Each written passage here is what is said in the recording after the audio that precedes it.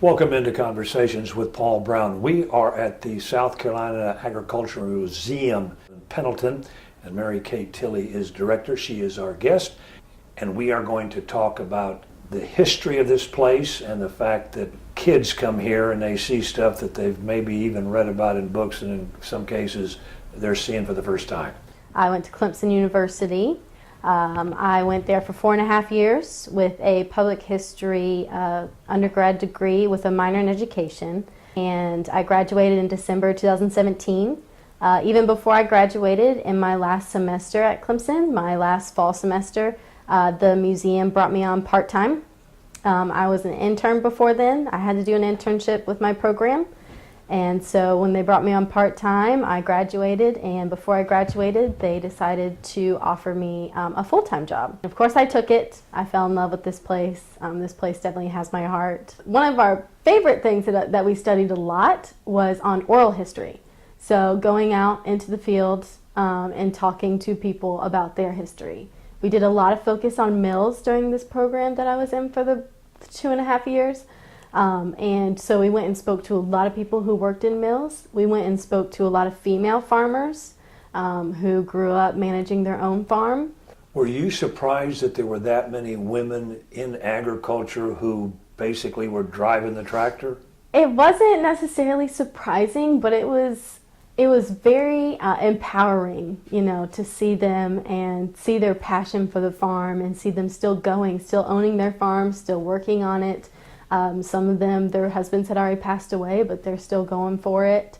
A lot of them never even got married, and they still are managing the farm. I think there's a lot of reasons why it's important that people understand agricultural history and why we should have this museum. I think a lot of it comes from the fact that even people my age don't really know where their food exactly comes from. And yes, I definitely think that we need to hold on to our history and realize where we came from and realize how hard farmers worked back then to really feed, people in their local area. They were really where your food came from. So this museum, surprisingly, has been here since the 70s. It was in the 2000s that people like Les McCall stepped in, and he turned it into an organized museum that people can come to for free and not have to pay, and learn so much history about our agricultural culture. In 2013, we were labeled the State Museum. We don't get state funds, however, we have the ability to be called the State Museum. They gave us that power, and that is official. We are also dedicated to the Garrison family, specifically Bart Garrison, who passed away in a tragic accident whenever he was 30 by a silo accident on the farm. His parents, T. Ed Garrison and Juanita Garrison, that's a senator. So we dedicated this museum to them and to their son. How important is it for school kids to come here? We are a very hands-on museum. That is what we strive to be. My experience and my education, kids learn the best being able to get in here and get their hands dirty. Some may love reading, but for kids to come into a museum, it can be kind of a snoozer, and that's not what we want. So we see over 10,000 kids a year now, which is absolutely incredible, and we're looking to grow that number every single day. We get in here, we fix up activities for whatever teachers, whatever theme they pick. We fix up all these activities and we rotate them around. We can have up to 120 kids per school tour. But I think it's very important that kids come in here and learn, where their milk comes from for their cereal, where their eggs come from for their breakfast, where their bacon comes from, any other types of food that they're eating all throughout the day. I think it's very important that, we remind them, because a lot of them don't know. A lot of them just think it comes from the grocery store and that's it. That's the stopping point. The grocery store is just spitting out food. We do allow the teachers to pick the theme, but we always want to draw it back to agriculture. So of course we will show them the animals. They will be able to see our pigs. They'll be able to see our chickens. They'll be able to grind corn. They'll be able to milk Clarabelle, our milking cow. She is milkable. They'll be able to see what a home looked like back in the 1900s on the farm, what a home looked like, what the family did, what the kids did. We do a fun thing called chores, and that's part of the corn grinding and the milking the cow. That's what kids would do on the farm back in the day, some still today. They would wake up at the early as crack of dawn, and they would go out and milk their cows or get the eggs from the chickens. But yeah, that's a few things that they definitely get to see and get to experience. When we have visitors, I always greet them. If they want me to walk around with them, I always offer that. Most of the time I do, especially if they have kids. I'll walk around with them and their kids, show them what the kids can do. Because, whenever kids come into a museum, they want to touch things, but, there's some things that they can't, but we always make sure they know, what they can touch and what they can play with. But yeah, I have given several tours of just visitors who come in. I'll walk them around. A lot of them have had experience on the farm growing up, especially if they live around here. A lot of them are from New York or Minnesota, and they'll come in and, they might have a little bit of knowledge, but, they're looking to learn some more about it. Our guest is Mary Kate Tilley. She is the gal in charge at the South Carolina Agriculture Museum, which is located here in Pendleton. And when we come back, we'll continue our conversation with her.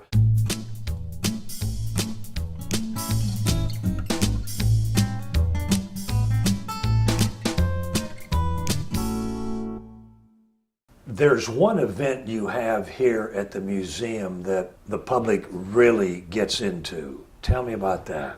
Yes, so we have our annual Farm Day. It always happens on the last Saturday of March. There will be a whole bunch of exhibitors. We love to bring exhibitors in here who will exhibit what they have. They can sell their things, and they have to show how they make it. And so we'll have people who make soap, people who are weaving with giant looms. We have craftsmen and craftswomen who come in here and show off all of their supplies and everything that they make homemade. We have a big kids area that's right in the back of the museum that our wonderful volunteer education coordinator puts on. Tons of kids activities back there where they can just run free and have a blast and make crafts. We have food here, food trucks, and boiled peanuts and kettle corn. It's just one big fun show. We had up to 20 and 25 tractors last time, all lined up on our green out here. People love that. We've got, old tractors of our own that we put out there to showcase. If anybody has something unique to our agricultural culture, we would love to be able to see what you have. And how do they go about doing that? Emailing us from our website or calling me. That's also on our website. We have a wonderfully new, updated website. It is beautiful. But yeah, taking pictures, sending it to us, emailing it to us, and we can take a look. And if we're interested, we would love to look further. We have wonderful chickens. We have 2 silver sea bright bantams. We have a rooster and a hen. And then we have 5 Isa Browns. They are beautiful little girls. And then we have a white leghorn, and we have a maroon copper rooster who is new. His name is Pablo. And we have 2 pigs. What's been the reaction of kids and teachers once they've come through here, maybe for the first time? They didn't know exactly what to expect. What's their reaction when they leave? I have never had a negative reaction. Teachers have always come in and told us that their expectations were just blown out the roof, that they have just loved it. We get a lot of repeaters. I haven't had a school tour that they haven't rescheduled one for the next year. They fall in love with it because they're able to pick something different every single time. It's never the same. They can pick whatever they like. We have very, very large variety of activities here. The kids enjoy it. They get to pet a chicken, pet a pig, so you know that they want to come back. But yeah, we have never had a teacher who has given us a negative review from our school tours and their experience here with the kids. How is the museum funded? So we don't get state funds, as I said, but we work through donations, we work through grants, we do fundraising. Obviously, Farm Day is one of those big events that brings in money for the museum, but those are our basic 3. We always have a need for volunteers. Our volunteers now are the core of this museum. They are the people who come at 8:30 in the morning to help us prepare for these school tours and help us run the school tours and run the activities. A lot of them are retired teachers, including our volunteer education coordinator, Ellen Harrison. She's a retired teacher who puts in a lot of time and a lot of effort. And we have a lot of volunteers who come out to help us work on our tractors or fix any large machinery that still runs today but we need help with. A lot of volunteers that help put these walls up that you see in here today that are still standing. A lot of volunteers that do a lot of research for us. They just have a really good passion for research. And they always come in here, you know, what else do you need? They're always willing to offer their time and give back to the community by, you know, working with us. And they have a passion for the museum just like we have a passion for the museum. If somebody's seen, hearing this, and they're interested in helping out, how do they go about doing that? Call me, email me on the website. We would love to have you. We even have junior volunteers. If you are 12 and older, you are able to apply to be a junior volunteer as well. So we offer to have the kids come. So not just even adult volunteers. Because we have a lot of repeaters for kids, once they hit a certain age coming here, they realize, you know, they want to help more than be a part of the activities. And so we create our junior volunteer. Ellen Harrison runs that, and you apply to be that by calling me and getting an application from us. We'll see if you could come help us for school tours if you have a passion for kids as well. I know I did whenever I was a teenager. I worked with a lot of kids, so I get a lot of homeschoolers who come in who just want to see it and check it out. Maybe they could bring their homeschool group here. If teachers are interested, and then we send them a sheet and they can choose any theme that they would like. We have themes that go from Native American culture to life in the 1800s to STEM. We do science, technology, engineering, and math. That all can stem right back to agriculture. A lot of people don't realize that farmers are really smart engineers without the degree.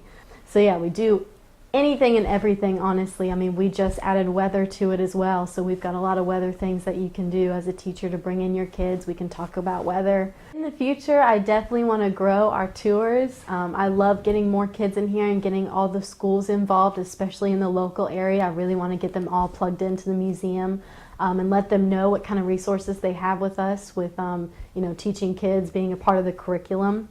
But I also want to see us getting involved with more adult tours as well, and maybe getting some more adults out here that may have groups out there that would be interested in coming out and getting a tour of the museum and getting a feel for what we have out here. I also want to see, you know, the museum being able to get further out into the local community, letting them know that we're here.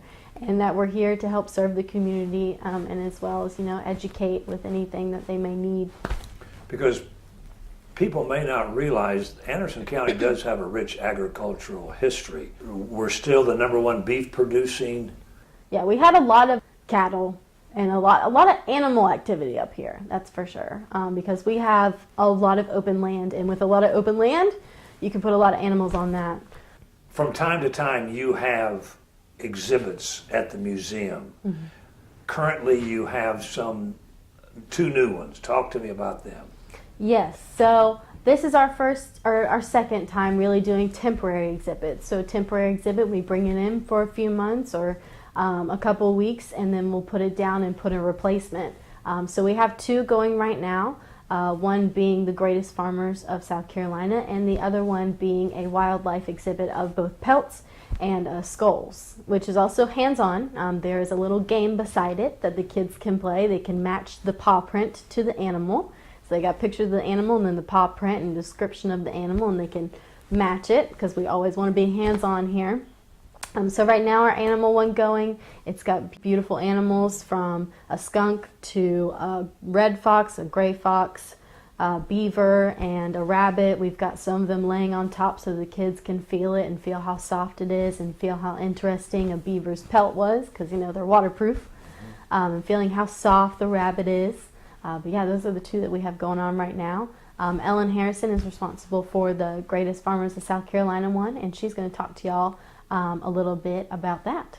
Do you get a lot of those wow moments when kids realized where the eggs came from or that the milk doesn't come from Bilo? It's more the chores, I think, when they do the chores. They think they love doing them, first of all, until you try to explain to them that you've got to do this twice a day, you've got to do it for 2 hours a day, you've got to do it every day.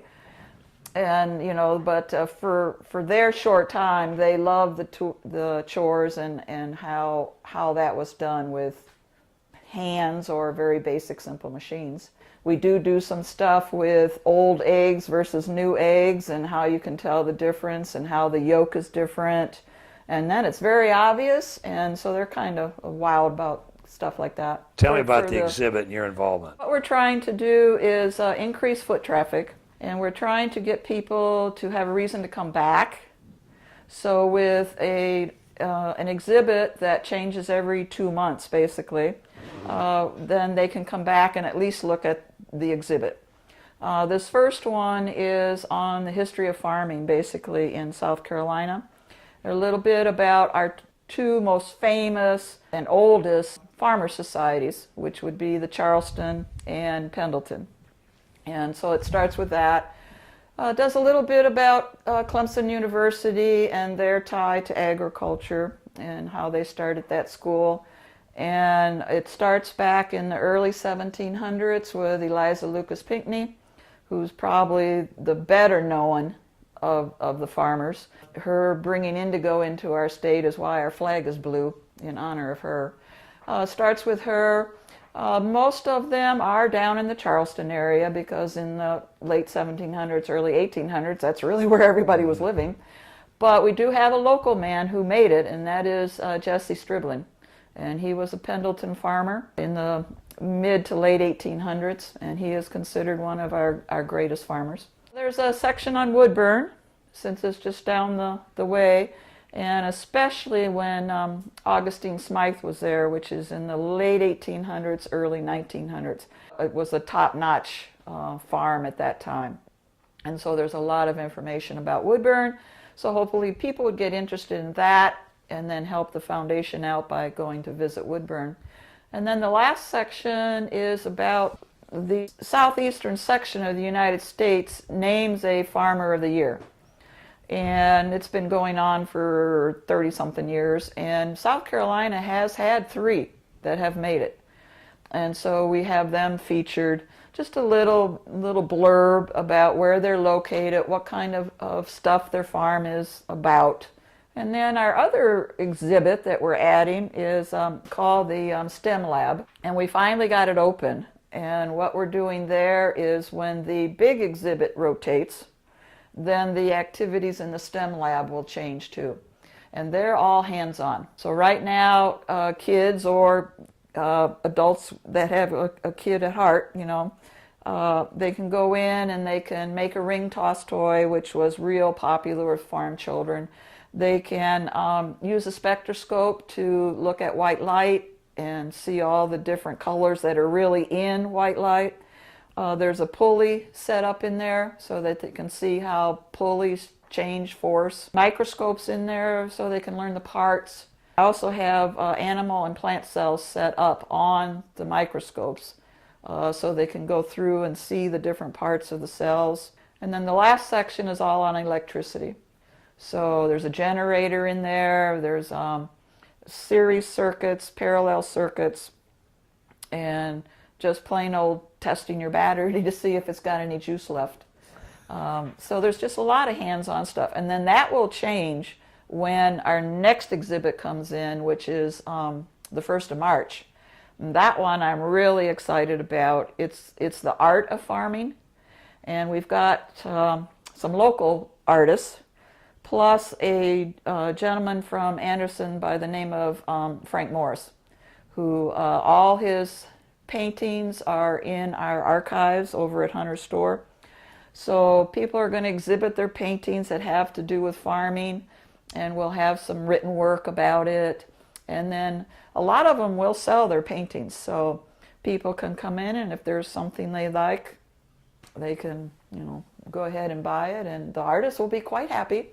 And we're not interested so much in making money off of it. Again, we're trying to bring the foot traffic in. So the artists, if they sell a painting, they will get 100% of that.